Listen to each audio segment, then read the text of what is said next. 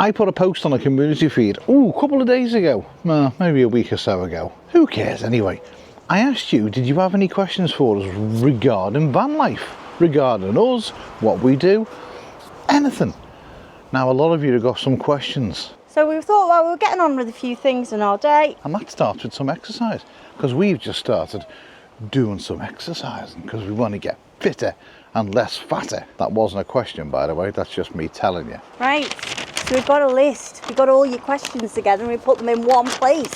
So, the first question, information on the water tester. So that's the water tester we got. It's the Calgary, and we will leave links in the description, but let me just get some water off the campsite first. So now we've got our water, we're going to turn the M button on, the power, and then once it's powered up, which you can see there, we're going to put it in some water, the campsite water. I'm going to press the M button. And then it gives us a reading. Right there. We wouldn't drink that water. No, we just wouldn't. But all charts are on the back, and it goes through all the contamination that's in the water, the lead, the metals, stuff like that. The stuff that you don't want in your body. We would get a shower, but we not necessarily wouldn't drink it. If it was good, then we would drink it. Right, now the next question's about getting an ABS sensor out without drilling it out. Yes, you can. We managed to do it. Take your wheel off, and we got in there with some wire cutters and we were able to wiggle it out with a little bit of motion. Now, along with that question, can you remove a wheel hub without buying a new axle, Neil? They did put ha-ha on it. Wheel hub's connected to your half shaft, nothing to do with your axle. Yes, there you can. Go. Right, next question. Looking at having our first trip to France later on this year, some information on all the things we need to take with us to be legal. My van is over 3.5 tonne, but I don't fancy sticking the stickers on. Do they check? If you don't want to stick the stickers on, that's totally up to you. We technically don't need to have the stickers on the side of the van saying big left-hand drive, whatever. What are they called? Shall I go and get Angle morts? Angle morts, they're the ones. Because we're not, but do you, don't you? You see French wagons in them on, you see Spanish wagons in them on, you see Germans, Italians, Polish, they've all got them on. It lets other road users. It lets other road users know that you've got, you know, you're from a different country. Yes, you do need to have your UK on the back. Yes, you need to have one on the front. Some people say you don't, but we've seen loads of people with them on the front and the back. So best thing to do is just do what everybody else is doing, because what's the outcome? You're just running the chance of getting pulled, basically. Language barrier, unless you speak fluent French or Spanish, the language barrier is going to come in between you. You're going to lose your rag and you're going to end up getting a fine. I mean, there is Google Translate, but there's even with that, it's not always like clear what's meant, what intentions are there. And you try pulling Google Translate out with a copper who's had a bad night with the missus, hasn't been fed, and has had no sexy bath time. He's not going to like it. Just put the stickers on. With the Angle Morts stickers, we actually got the magnets, so we can just whip them on and whip them off anyway. And we didn't think they were any good. They're still stuck on. They are. And another little side note, what we have noticed is a lot of the European vans and motorhomes, if they are carrying bikes on the back, they have a hazard symbol over as well. A big checkerboard on the back to let you know that they're carrying something past the van. All the things you need to take with you when you're coming abroad, well, France, you need an alcohol test kit, so a blower for alcohol. You need to have, depending on how many people are in the vehicle, high-vis vests. You also need you need your triangle in case you break down, because you do have to put that out, and we've witnessed that. Now that's going to change soon. You're soon going to need flashing lights. We don't know when that law's coming in, but you will need them. But it is a specific type of light as well. You can't just go buying any light willy-nilly. It's got to be a specific rated type of light. Don't ask us what they are, because there's so much information on the internet. We'll tell you one thing and it'll be something completely different. We don't want to give misinformation. It's not out yet. They're bringing it in. Yeah. Other things you need, basic things, you need to have spare fuses, you need to have spare bulbs for the vehicle. You might get checked, I'm not saying you will, we don't know anybody who has, but you're meant to have spare bulbs, spare fuses for your vehicle. That's in France mainly. Don't know about Spain, no one really seems to be bothered. Yeah, we have noticed it's a lot more relaxed here, isn't it? Yeah, but even driving through Spain, even driving through France, we didn't encounter any problems. We didn't see any problems. We didn't see the police pulling anybody. So we can't actually comment on, is it bad? Are the police horrible? Are they nice? Are they nasty? We don't know. Didn't happen to us because we've got all our stickers on.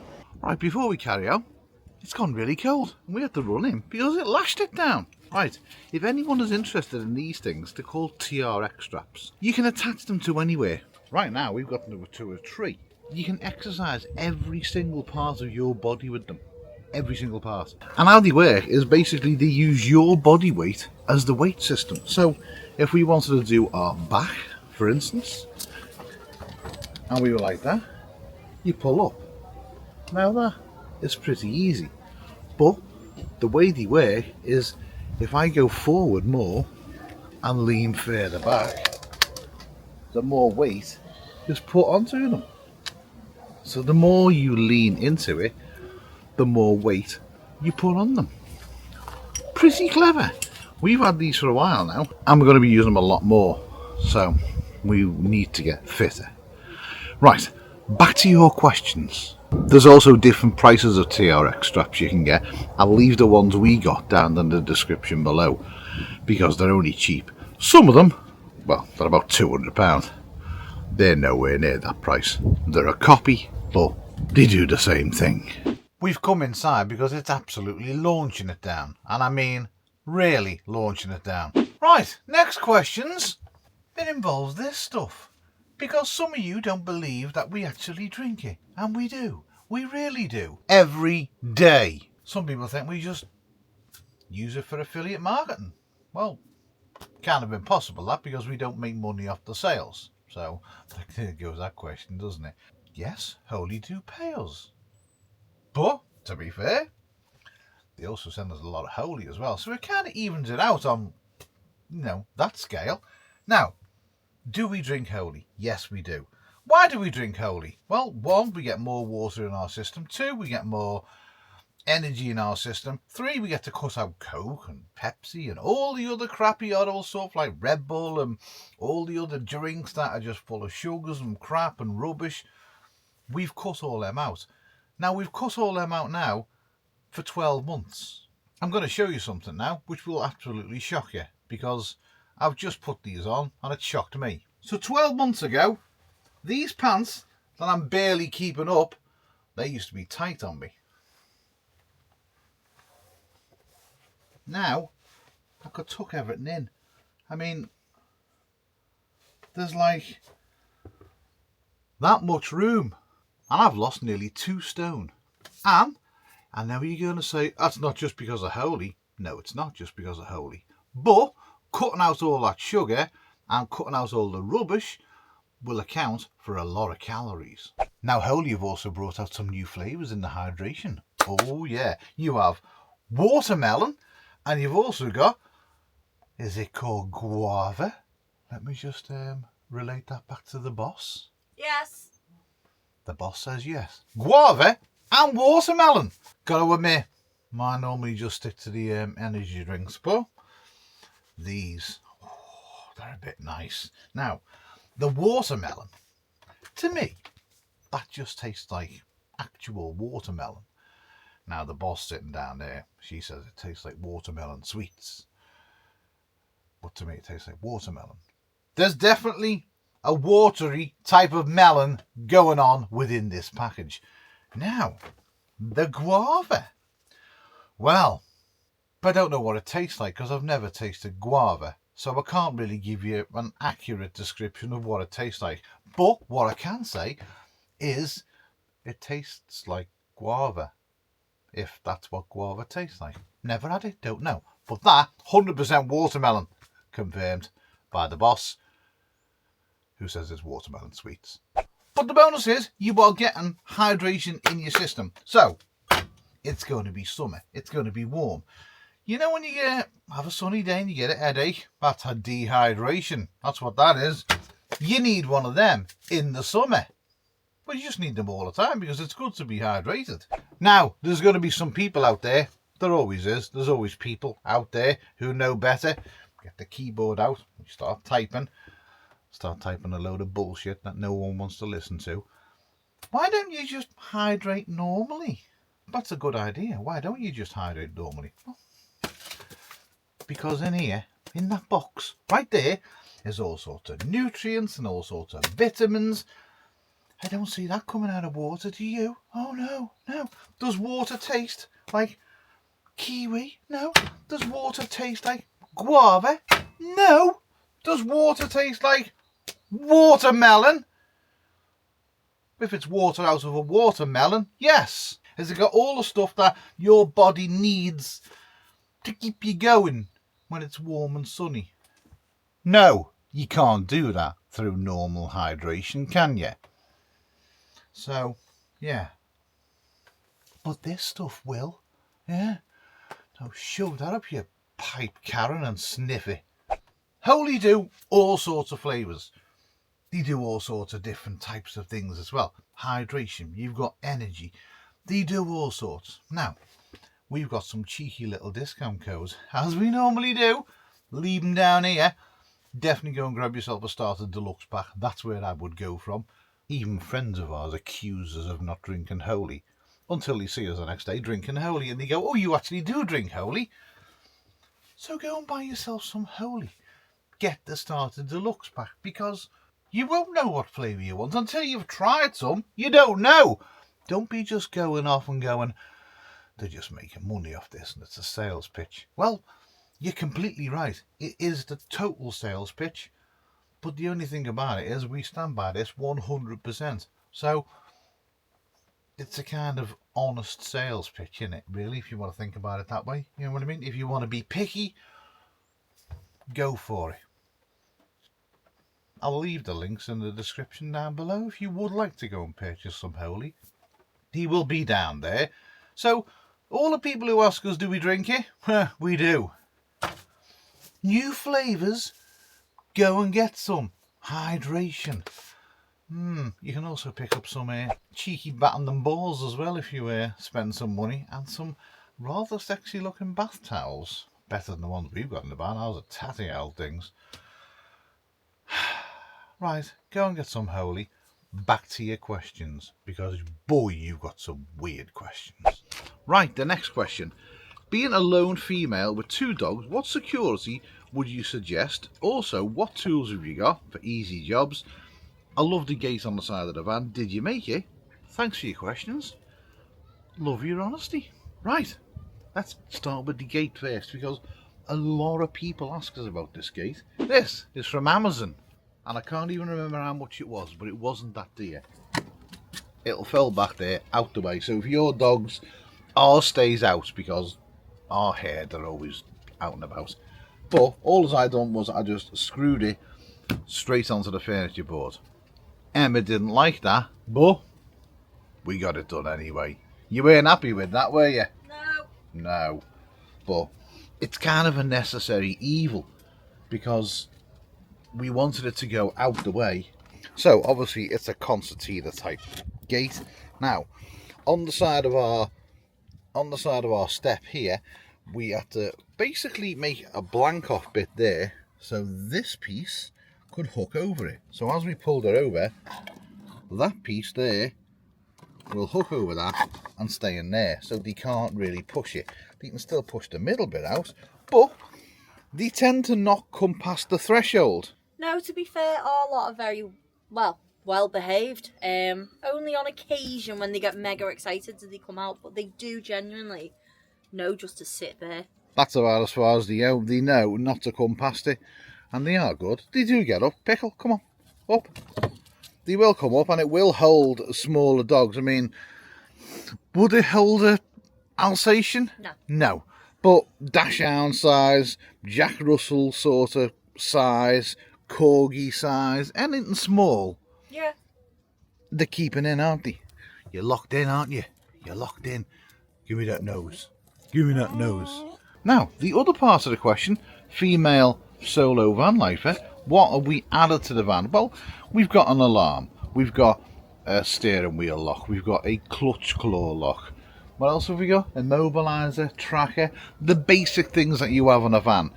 Now, there's one thing that we did pick up before we come away, just for a little bit of extra security, and it didn't break the bank either. These things, they're just basically a strap, but what they do is they clip into your seatbelt. So, dead easy to use. It's as it says what it does on the tin. That goes through the bottom, and then this piece here will slide through there, just like that. You will clip that part into your seatbelt, obviously when your door's shut. Don't do it when it's open, that would be ridiculous. When your door's shut, and then clip it into your seatbelt, and then all you do is you take up the slack so the door is pulled in, and that's it, you're safe. And it just gives us a little bit more safety. I'm not saying they're foolproof. Yes, they can smash a window, but they tend not to do that. But do they? I don't know. Only thing I will say is, if you are using them and you are putting them on your van, don't forget to take all your keys out if you've got a deadlock on the sliding door. Yeah, anyway, they're cheap. I'll leave the links in the description for those. Right, now we need to talk about Emma's back doors, because you can gain access to them quite easily sometimes. Emma's going to show you how to stop them getting in your back doors. We have a special lock fitted to our back doors. Not just my back doors, both of our back doors. We've got a special lock fitted. It was only cheap, wasn't it? It was the rear door end chastity belt. It works wonders. Right, so on the back doors, just up there, we have a little lock that goes through, and it goes into something on the inside. I'll show you. And then just on the inside here is the other side of it, the metal, and then that, when you push that through, just bolts in. So that secures your back doors overnight or when you're out. It's actually really, really good. And they're really easy to fit. You don't really need a mechanic or anyone can fit them. It's just, a couple of bolts, isn't it? Yeah, that's it. easy. And they go into the existing holes that are in there anyway. So dead easy, dead simple to fit, but just a little bonus to keep your rear end safe. Just one thing though, if you do use all these extra safety precautions overnight, just make sure you have got one door where you can easily exit out of if you need to. Yeah. In case of fire or in case of emergency, leave one door so that you can actually get out quite quickly and move. Or just remember that they're on the seatbelt locks. They can be undone from the inside really quickly. This one can be undone from the inside really quickly. Just remember you've put them on, because if something happens and like Emma says you need to get out quick, then yeah, you need to think. Right, next question. Yeah, next question. Next question. Right, the next one's a long question, and there's several answers to it as well. So, a summary of what you have to do to prepare to take the van to Spain. Also, what documents you have to bring for the van, any modifications, road legal in Spain, things like that, headlight stickers, requirements, recommendations for SIM cards when in Spain and on the internet. That's half the question. Right, documents, bring them all. Logbook, MOT, insurance, your driving license. Also, photocopy every single one of them, and if you're asked to produce them, give them the photocopies. If they then ask that they want the real ones, you can then give them the real ones. But photocopies now are really good and they look like the original ones. It just means that you've always got a copy of them. Probably do several copies. I know some people that have got 3 or 4 copies of each. Do that. That's simple. Any modifications to van to come to Spain? Well, no, not really. I mean, we have got stickers on the headlights, but we're not driving anywhere of a night time, so we technically don't need them. I know people that have been over to Spain, never driven of a night time, they didn't need the stickers on. That's kind of common sense, really. You don't have to have them on if you're not driving of a night time. It's not a legal requirement. You don't need them of a day, so you don't need to have them on. Other than that, your UK sticker on the back, and you're good to go. Right, SIM cards and internet. We've got our normal SIM cards that we've got on our phones, which are O2, which are not the greatest. I think that bird's having a fit up there. But we've just left them in. We get enough roaming time that we don't really need it. We're not using the phones when we're out and about, so we're not going to grow a big bill. Now, internet. Emma bought me Starlink Mini for my birthday. We've been using that. And I know you're going to say, there's a massive cost for Starlink Mini. You've got to pay, it's £90 a month. That's for unlimited data, by the way. You can pay £50 a month for 50 megabytes of data. But because we've got the Starlink, because we need the Starlink, basically everything that we do is on the Starlink. We've got it unlimited, so we just use that. It's plain, it's simple, it's easy, it works for us. SIM cards in other countries, I don't really know. I can honestly say I don't know. People say go and buy one, top it up. I can just tell you what we do, which is our SIM cards. We've got an EE SIM card in the router in the van. That's been no problem. And Starlink, well, that's on all the time, 24/7, and that's worked perfect. But it mightn't be within your budget. If you need internet and you want it all the time, if you're coming to Europe for a couple of months, definitely think that Starlink may be a good investment, and it may be worth paying the £90 a month, because you can stop it at any time. You don't have to keep on paying it. You can pause it at 1 month and then start it the month later. It's one of them things that you pay for a month, you use it, and then you want to pay again and carry on, you do so. So that's how we do internet. Right, now the second part of that question was any specific insurance or breakdown cover and beyond the UK. So Gadget John having a nightmare with his van recently in Europe, camshaft, any way to prepare for something like that? Well, I don't think you're ever going to be able to fully prepare for a breakdown. No. For us, because we had the breakdown in the UK before we came out, and we did have issues with our recovery, when we were looking and when we were getting new recovery, we made sure we were covered both in the UK and for 365 days in Europe as well, didn't we? And also Sam from Crafty Blind has put us onto the company we're with now, which is Sterling. We know Sterling do normal insurance, but they also do a breakdown policy only. And like Emma just said, it's 365 days Europe and UK. So most of the insurance companies, you get 120 days in Europe or 90 days in Europe. Days, yeah. This one, all year round. And it also covers you up to 5 ton. Which is what we needed, obviously, because for obvious reasons. We're heavy. Yeah. So, insurance, now you get most insurances, just check with your insurance company that you've got cover in Europe. Most will give you 90 days or 120 days a year anyway. That's just the way they are. But double check with them and just see what they say. While we're talking insurance as well, and it is slightly different, but we do also have travel insurance as well, and we have insurance for the dogs as well.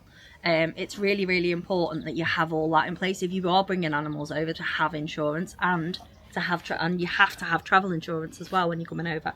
What did we get? 6 months or 3 months? We just got the 3 months this time round, but we got like I think it was AA Gold Backpacker travel insurance, which covers us medical up to £10 million or £20 million. And that is with declaring my hypertension, so my blood pressure, which is like a kettle.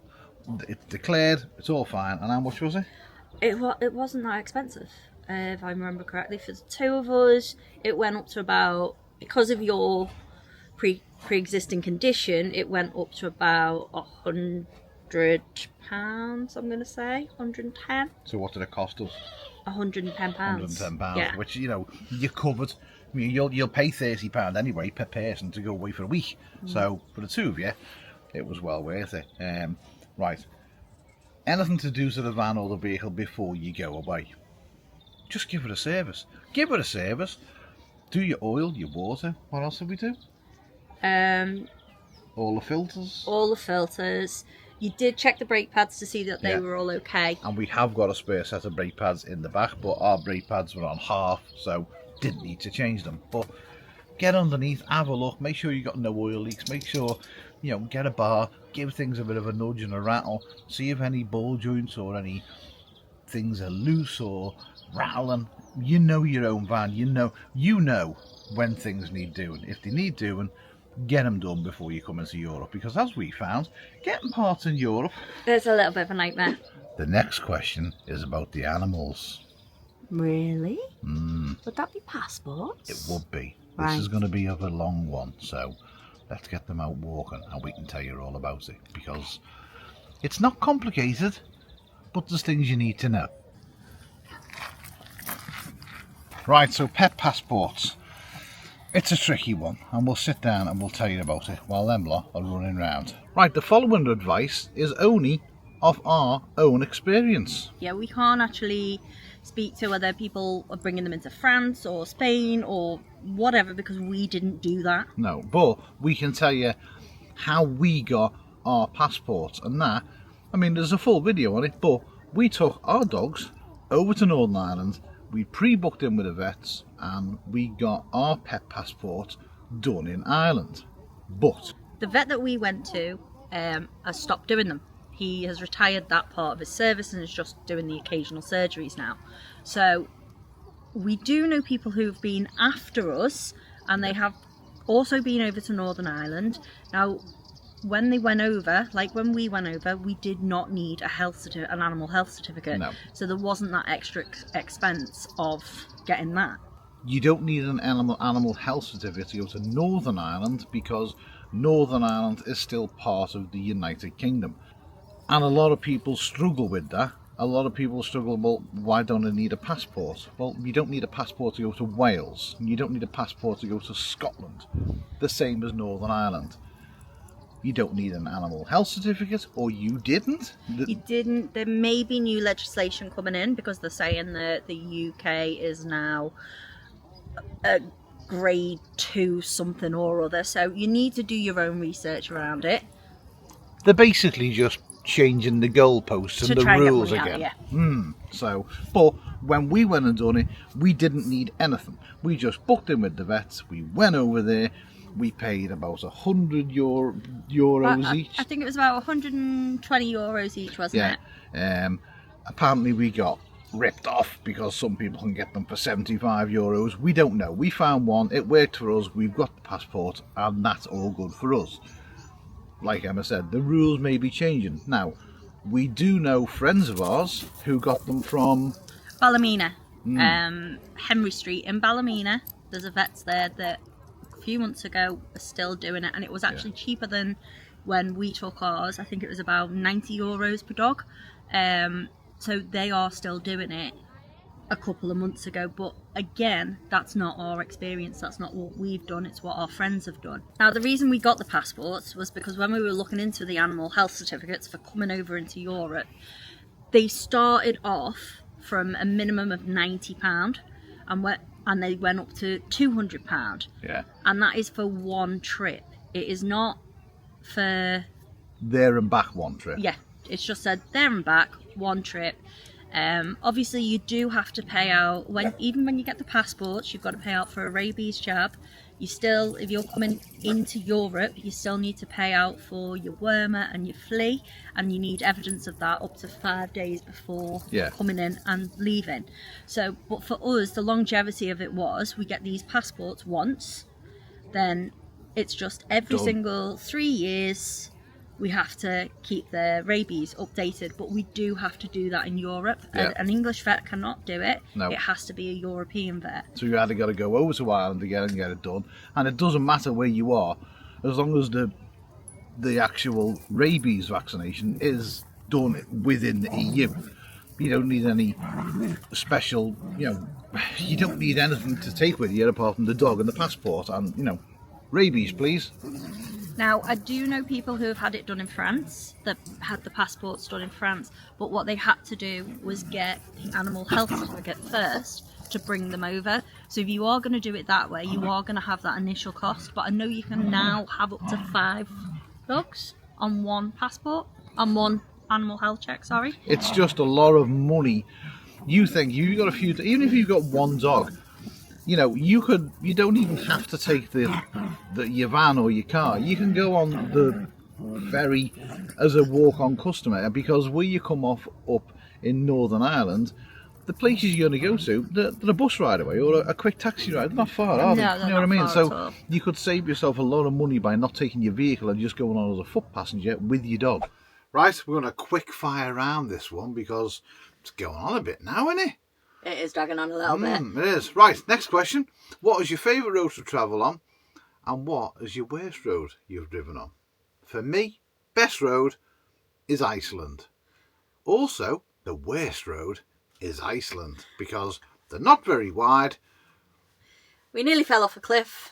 And weather comes in like that. You get 4 seasons in one day, Yeah. and when it hits, it hits. And there's not really many road markings, and yeah, but also the daytime when it's all nice and sunny and it's not snowing and it's not icy. Oh. Mwah. For me, the worst road was Iceland for those exact same reasons. We nearly died. And then one of the best roads we've been on so far was in Ireland. It wasn't the one where we were going up to that beach. You're sort of the one that we came back on ourselves and we were wiggling around. Yeah. We don't know where it is. We can't tell you where to go. But as well, Sorry. recently there is a road in Spain that will be coming up in a video in a couple of weeks. It's a little bit special. Yes. What rating would you give Vanlife in percentage, and what would make it easier for you? As a percentage of what? That's the thing. It's a total different way of life than what we were used to. How does it rate against our old life? I would say it's an improvement. I wouldn't say 100% improvement because there's certain things you miss, like lying down on the couch or just go and get in the shower, doing things in different rooms. But I would say for me, value of life is a lot better. What would make it easier for us? The UK government being a bit more lenient on people in camper vans and not wanting to just push you on and send you away all the time. That was exactly where I was going to go with it. Was it? Yeah, that is exactly where I was going to go with it. The tolerance to it in the UK is... There's a stigma around it in the UK, which is just not good. And it's not just the government, it's people as well. Oh, gosh, no, there's people in vans. NIMBYs. Well, no, I don't want them parking here. Oof, gosh. Filthy people. Yeah, so, I mean, whilst we've been out in Spain and France and places like that, it's set up better for it. There's airs, and there are arguments whereas we couldn't have airs in England because they just get trashed. It's more acceptable in Europe as well. People don't look down the nose at you when you see you in a van. They're kind of like, hi. And yes, we know the UK is in Europe. For us, it would be nicer if it was more van and camper van friendly in the UK for people who want to park up. It's not even that, just more friendly in general. When driving to Europe, how do you know where the tolls are, how much it's going to cost? Also, how do you find campsites? To use a specific app to find them? Right, toll roads. If anyone knows of an app that tells you the toll roads, please tell us, because we can't find one. It's basically you know the major motorways and the major routes, they're going to be told. There are little things that will come up if you use Google Maps. We use Google, so that'll tell us it toll. It will tell you which toll road, non-toll road. Doesn't tell you how much. We've been stung, we've been not so stung. Again, we're European versions, so we're learning as we go. I did actually do a list when we travelled from France straight to Marbella. I did a list of the actual tolls and the prices on each day, and it totaled to €146 in total, or pounds, I can't remember which way. As for apps for campsites, the basic ones, Park for Night, Search for Sites, there's some that are specific for, certain areas, like France have got Car Camping One, but you'll find Park for Night and Search for Sites works everywhere. Yeah, we did also download the ACIS, which is basically campsites out of season. So if you're going out of season, you'll get discounted rates if you want a proper campsite. But there are airs that are free. Yeah. There are airs that are cheap. You can just pull into an air and use the services. You don't even have to stay there. We've been finding this out as we've gone along. We did know about a lot of the apps, and But we have park got for them. night and search for sites. Yeah, they've been really, really good. That's what we've been majoritively using. And then the odd. Weird website. Yeah. You're always nice and lovely together. God, they don't much of us, do they? But when you get pissed off with each other, who was the front of the van and who was at the back of the van? Neil's at the front and I am at the back. Yeah, normally on the bed and I'm sat here. Yeah. Because we do argue, and when we argue, it is like We don't thunder and argue. lightning. It is like war. Nuclear. Out of all the sponsored power banks, what is your option for the best one for a small van with a microwave and a fridge? Now, microwave, heavy power. Fridge can be heavy power. You've got to really look at, there's no real, You have to do the maths. yeah, there's no real, ooh, this is the best for this, that's the best for that. If you want to power a microwave, a fridge and things like that, you're going to need a big power bank. That's as simple as that. You know what I mean? If you want to go for it depends. If you want to go for away for a night, then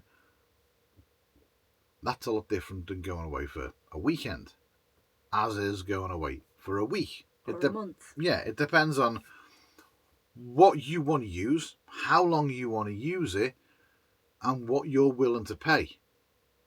And you do need to do the maths. So Yeah. each of your appliances, you need to work out what they're going to use.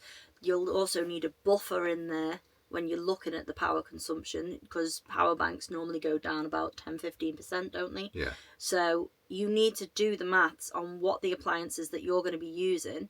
Like say if you've got a compressor fridge, it's going to use less power than if you're going to stick one in out of the house. Stick with the main brands as well. Stick with the likes of your EcoFlow, your Jackery, your Bluetti, Anchor. Brands that have got a good reputation but have also got a good customer services as well. If you have a problem, you can go to them rather than going with, other brands. Team. I would stick with a proper brand. I mean, eBay. eBay is great because you will get people buying £1 million worth of camping equipment, go camping and absolutely hate it. So then you will get an EcoFlow Delta for about £400. Right, next question and the last question. Oh dear. I will answer this one. You ask the question, I will answer it. Beautiful pic of a beautiful couple. That was going to the one that put in the community feed. This one here. How did you both meet? Well, Emma used to be a psychiatric nurse. Stop many it. years Stop ago. it. Stop it. Right, we met in the bars. Not working together, but we met in the bars. That is the long and short of it. Neil was a DJ. I was out on a night out. That's how we met. I shouted over the mic, "Hey girl, give us your number." And I said no! Then she hunted me down. Not the case. Kept on bumping into each other.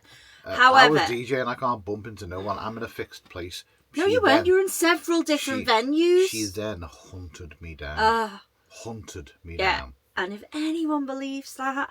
Hunted me down. And then we both went our separate ways. We did. Yes, we had many... both had separate lives. Both got married. Both got unmarried. The marriage left the conversation. And then... we bumped back into each other again and in the stalked bars. me again.